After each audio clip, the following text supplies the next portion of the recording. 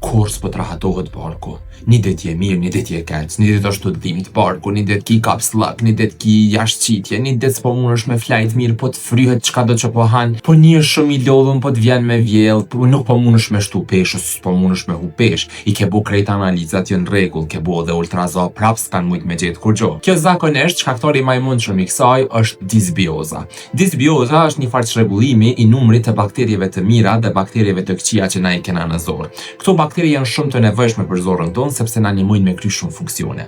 Po kur përdorim në antibiotik për një periudhë të gjatë kohore ose kur kemi stres të vazhdueshëm ose kur nuk flajna që duhet, numri i bakterieve të mira në zorë bjen dhe numri i bakterieve të këqija rritet. Prandaj mundën me u shfaq jashtëzakonisht shumë probleme që na e përkeqësojnë edhe jetën, na e përkeqësojnë ditën, nuk na lejnë me hongër ushqime që na i kemi qef, e më e keq që ndikojnë edhe në shëndetin emocional. Kjo nuk është një problem shumë i madh, por nëse nuk trajtohet mundet edhe me u shndru në diçka që ta prish jetën në një farë forme. Prandaj çka dush me bo është me u konsultu me mjekun edhe me e bo një plan terapeutik në mënyrë që me e rikthy florën e mirëfillt bakteriale. Nëse jetu i pas çdo probleme, mundesh me na shkruaj edhe na kena me tentu më të ndihmu.